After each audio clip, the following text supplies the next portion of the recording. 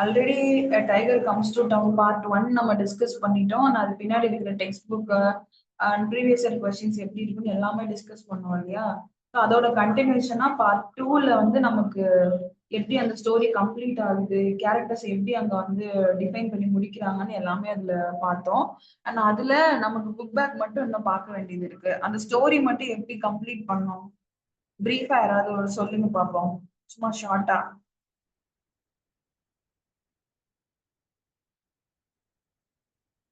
How the story ends.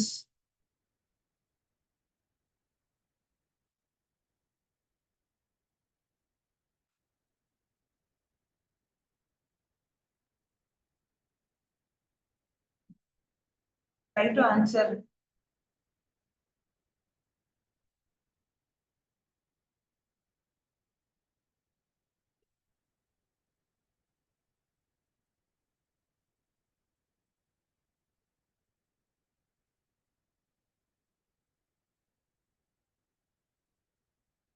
ஸ்கூலுக்குள்ள tiger வந்து principal ரூம்ல போய் இருந்துச்சு.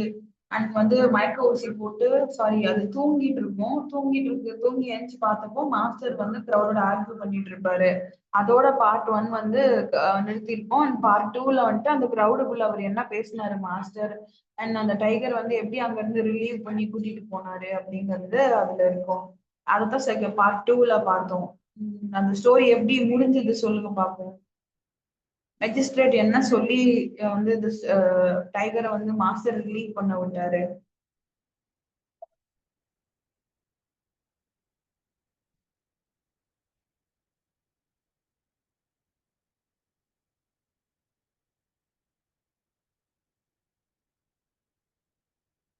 லாஸ்ட் கிளாஸ்லயே பார்த்திருக்கோம்ல. why can't you try to answer?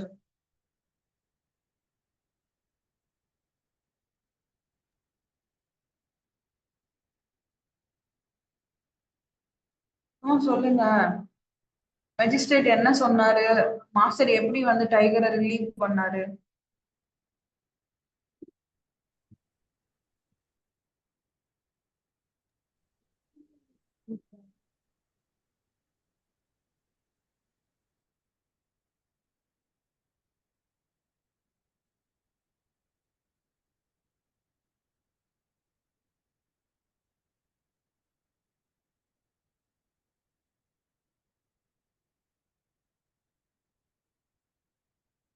Magistrate என்ன சொல்லியிருப்பாரு, நம்ம அஹ், நீங்க வந்து இந்த டைகரை ஹேண்டில் பண்ணணும் அப்படின்னா அது வந்து சட்டப்படி வராது. டைரக்ட் கான்டாக்ட்ல நீங்க உள்ள போறது இப்ப சரியா இருக்காது, வேண்டாம்னு தடுத்திருப்பாங்க கிரவுட் சைட்ல இருந்து. அதுக்கு மாஸ்டர் என்ன ரிப்ளை பண்ணிருப்பாரு, அப்படி பார்த்தா எங்கேயுமே சர்க்கஸே நடக்காது. அண்ட் எல்லா ஜூலையுமே மாஸ்டர்ஸ் இருக்காங்க, சர்க்கஸ்லயும் அனிமல்ஸும் ஹியூமன்ஸும் கான்டாக்ட்ல தான் இருக்காங்க, ஏன் இருக்கக்கூடாது அப்படின்னு சொல்லி கேட்டுட்டு, இந்த மாதிரி நான் தான் போய் வந்து டைகரை ரெஸ்கியூ பண்ணணும், என்ன அலோவ் பண்ணுங்க அப்படின்னு சொல்லி கேட்பாரு. அதுக்கு வந்து கிரவுட் சைட்ல இருந்து என்ன சொல்லுவாங்க அப்படின்னா, நாங்க வந்து உங்களுக்கு லெட்டர் தரோம், ஒரு பேப்பர் தரோம், நீங்க அதுல என்ன கொடுக்கணும்னு சொன்னாங்க, அஃபிடவிட் கொடுக்கணும் அப்படின்னு சொன்னாங்களா. அஃபிடவிட் இஸ் லைக் டிக்ளரேஷன், உறுதிமொழி மாதிரி கொடுக்கறது. நான் வந்து இந்த மாதிரி டைகரை ரெஸ்கியூ பண்றதுக்கு இந்த ரூம்குள்ள போறேன், அது வந்து என்ன நடந்தாலும் அதுக்கு நான் தான் பொறுப்பு, கிரவுடுக்கும் மெஜிஸ்ட்ரேட்டுக்கும் இதுக்கும் என்ன சம்பந்தமும் இல்லை அப்படின்னு சொல்லி அவரே ஒரு கைப்பட எழுதி கையெழுத்து போட்டு கொடுப்பாரு. That is affidavit. அந்த டாக்குமெண்ட் பேரு அப்படி எழுதி கொடுக்குறோம்ல, டிக்ளரேஷன் சொல்றோம்ல, அதுக்கு பேரு, அந்த டேர்ம் வந்து அஃபிடவிட் அப்படின்னு சொல்லுவோம். அப்படி வந்து அவர் எழுதி கொடுப்பாரு. எழுதி கொடுத்துட்டு இந்த மாதிரி நான் அலோவ் பண்ணுங்க, நான் போயிட்டு வரேன் அப்படின்னு சொல்லிட்டு அந்த இதுல ஃபுல்லா இந்த மாதிரி பெர்மிஷன், நான் போறேன், நான் வந்து இந்த மாதிரி ரெஸ்கியூ பண்றேன் டைகரை, அதுக்கு ஆகிற பிளஸ் அண்ட் மைனஸ் எல்லாம் என் பொறுப்பு தான், அதுக்கு மெஜிஸ்ட்ரேட்டோ இல்ல சுத்தி இருக்கிற கிரௌட் யாருமே எந்த காரணமும் இல்லை, இது என் முழு சேனனோட நானே பண்றேன் அப்படின்னு சொல்லி மாஸ்டர் போவாரு இல்லையா. சோ அப்படி போறப்போ அவர் என்ன பண்ணுவாரு, அங்க எழுதக்கூடிய லாங்குவேஜ் வந்து எதுல எழுதுவாரு, இது வந்து ஒரு ஃபாரின் கண்ட்ரில நடக்கக்கூடிய ஒரு இன்சிடென்ட்.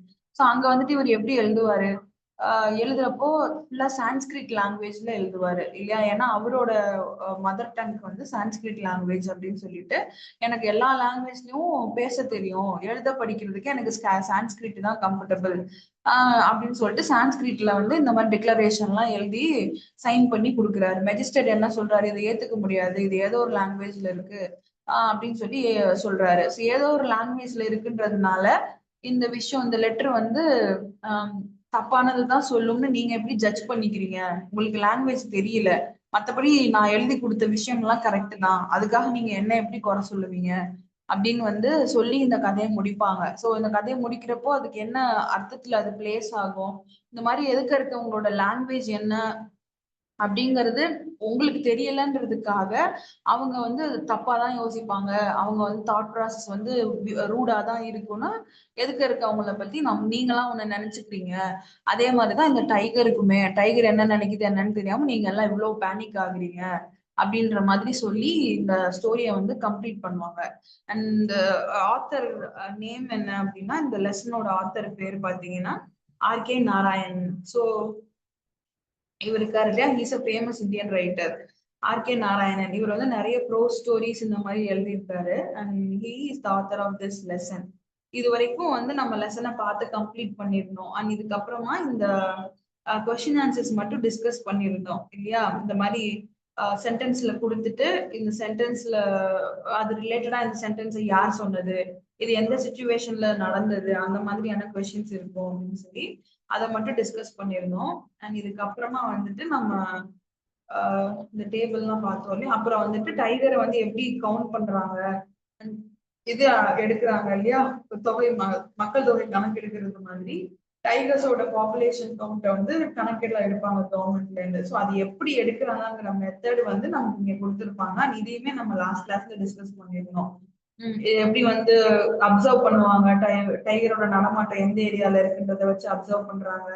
அப்புறம் வந்துட்டு யூவி கேமராஸ் யூஸ் பண்ணி நைட் டைம்ல எல்லாம் ஷூட் பண்றது. அந்த தண்ணி அதிகமா இருக்கிற இடத்துல வந்து டைகர் நடமாட்டம் இருக்கும். வை பிகாஸ் அது ஒரு நாளைக்கு ஒரு தடவை கண்டிப்பா தண்ணி குடிக்கும்.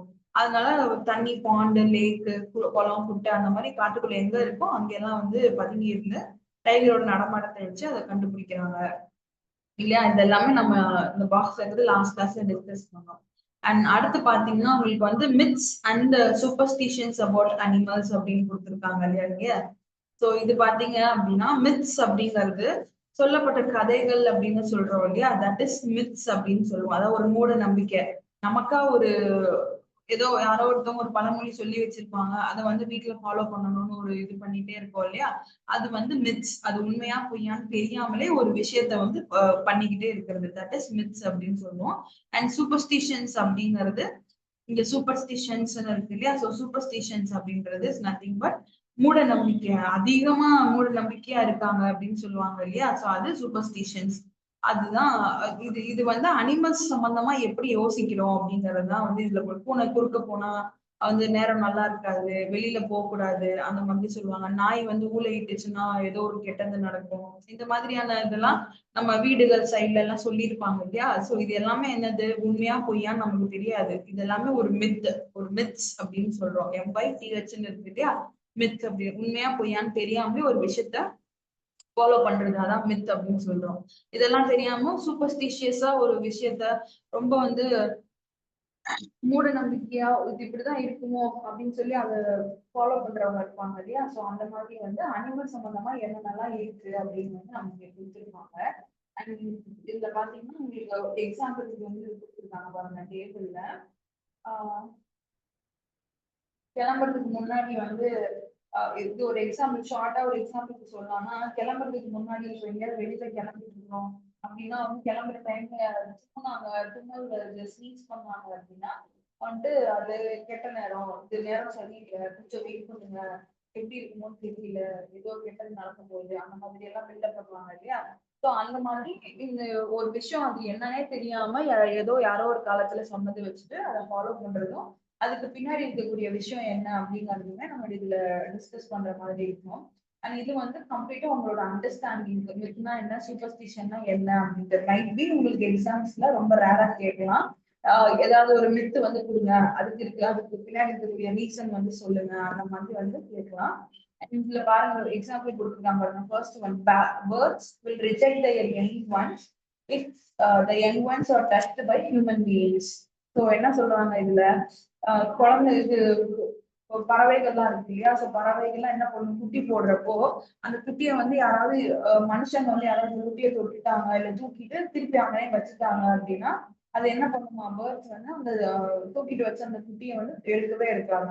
அதை வந்து டச்சே பண்ணாது. அதை திருப்பி அதை வந்து ஃபீட் பண்றதோ அல்ல அதுக்கு தேவையானது கொடுக்கறதோ கொடுக்கவே கொடுக்காது. அப்படியே அதை ஒதுக்கி வச்சிரும் அப்படின்னு வந்து சொல்லியிருப்பாங்க. பொதுவா இது ஒரு மித், ஒரு சொல்லப்பட்ட ஒரு விஷயம். அண்ட் இது வந்து எதுக்காக சொல்லியிருக்கலாம் மேபி அப்படின்னா, இதுக்கு பின்னாடி இருக்கக்கூடிய ஒரு நம்மளுடைய பகுத்தறிவு வச்சு யோசிச்சோம் அப்படின்னா, மேபி இது வந்து நம்ம யாருமே வந்து குட்டியை வந்து தொற்றக்கூடாது. ஹியூமன்ஸ் கிட்ட இருந்து நம்ம வந்து பேர்ட்ஸை வந்து காப்பாத்துறதுக்காக இதை வந்து சொல்லப்பட்டிருந்திருக்கலாம். ஏன்னா இப்படி குட்டி போட்டுச்சு இல்ல இந்த மாதிரி இருக்குன்னா யாராவது போய் தூக்கிட்டு வந்துருவாங்க இல்லையா? அதெல்லாம் அவாய்ட் பண்றதுக்கு கூட இந்த மாதிரி வந்து கதைகள் சொல்லப்பட்டிருக்கலாம் அப்படிங்கிறது இது பின்னாடி இருக்கக்கூடிய ரீசனா இருக்கலாம்.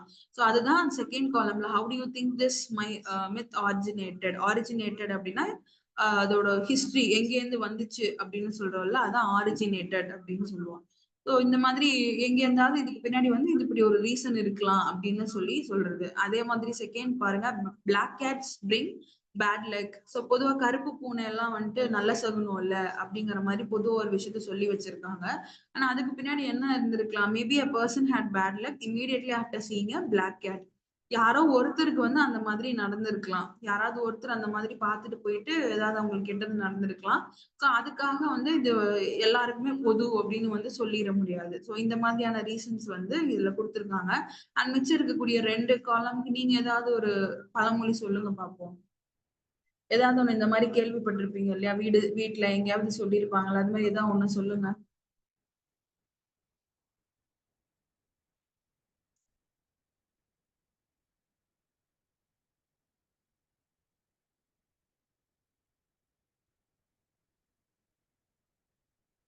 இதே மாதிரி ஒரு 2 ரீசன் வந்து என்னவா இருக்கும் அப்படின்னு சொல்லி இதை ஃபில் பண்ணி சொல்லுங்க பார்ப்போம். Give me second.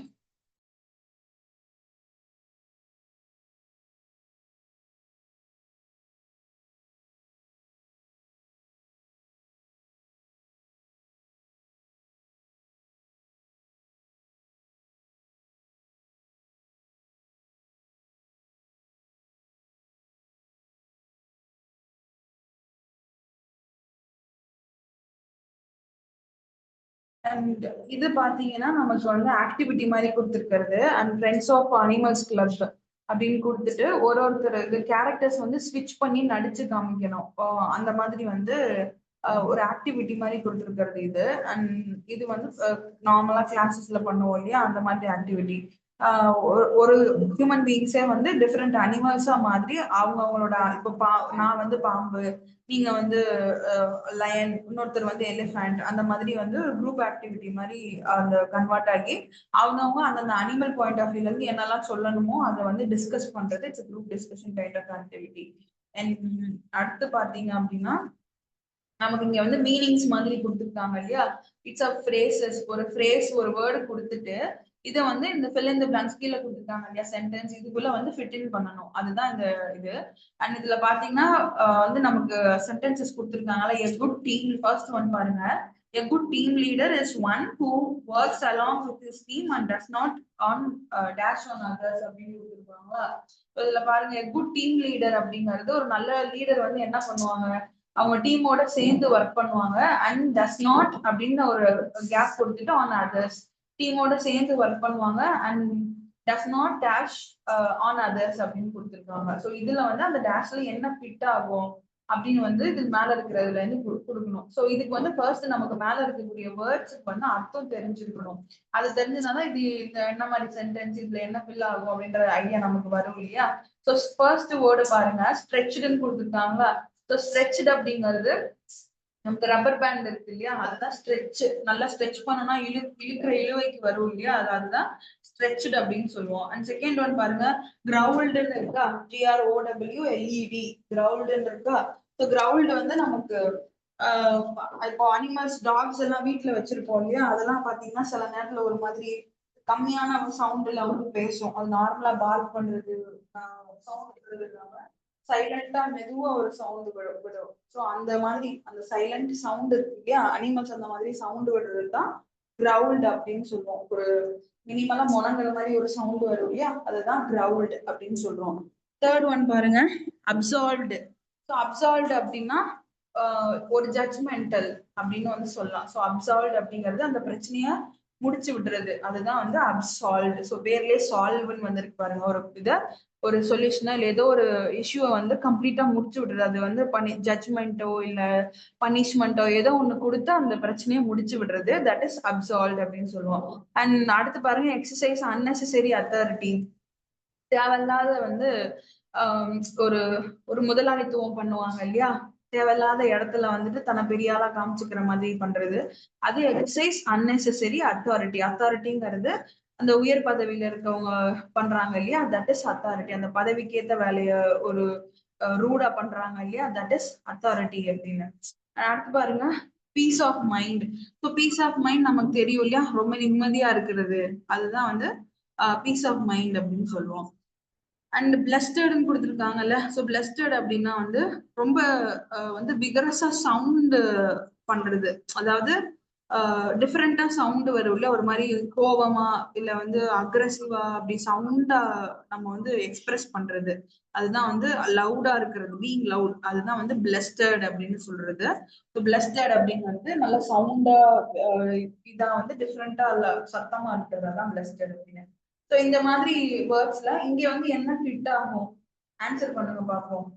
A good team leader is one who works along with this team. A நல்ல லீடர் வந்து அவங்க டீமோட தான் ஒர்க் பண்ணணும் and does not dash on others. மத்தவங்களுக்கு அவர் என்ன பண்ணக்கூடாது, என்ன ஆன்சர் வரும் சொல்லுங்க பார்ப்போம். Exercise very good, exercise unnecessary authority.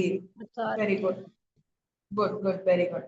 So தேவையில்லாத ஒரு முதலாளித்துவம் வந்து இன்னொருத்தர் மேல காமிக்க கூடாது, திணிக்க கூடாது, அதுதான் எக்ஸசைஸ் அன்னெசரி அத்தாரிட்டி அப்படின்னு சொல்றோம். அண்ட் இதே மாதிரி அடுத்து கீழே வந்து ஒரு 4 சென்டென்சஸ் கொடுத்துருப்பாங்க, இதையுமே வந்து நீங்க ஃபில் பண்ணிடணும். இதை வந்து அடுத்த கிளாஸ்ல நான் கேட்பேன், இதுல எப்படி ஃபில் பண்ற வேர்ட்ஸ் எப்படி ஃபிட் ஆகும் அப்படின்ட்டு இதை ஃபில் பண்ணி சொல்லுங்க, நம்ம அதை டிஸ்கஸ் பண்ணோம். இது பாத்தீங்கன்னா இது ஒரு ஆக்டிவிட்டி, அண்ட் இது வந்து கிராஸ் வேர்ட்ஸ் யூஸ் பண்ணுவோம் இல்லையா, கீழே வந்து க்ளூஸ் மாதிரி கொடுத்துருப்பாங்க உங்களுக்கு. அக்ராஸ் அப்படின்னா கிராஸ் ஆகுறது இல்லையா, அந்த மேல இருந்து கீழே அப்படி கிராஸா இருக்கு இல்லையா, அது வந்து அக்ராஸ் அப்படின்னு. டவுன் சாரி, குறுக்க வருது இல்லையா, நீளமா இந்த மாதிரி பிளாக்ஸ் வருது இல்லையா, ஸோ இது வந்து அக்ராஸ் அப்படின்னு சொல்றது. அண்ட் டவுன் அப்படின்றது மேல இருந்து கீழே.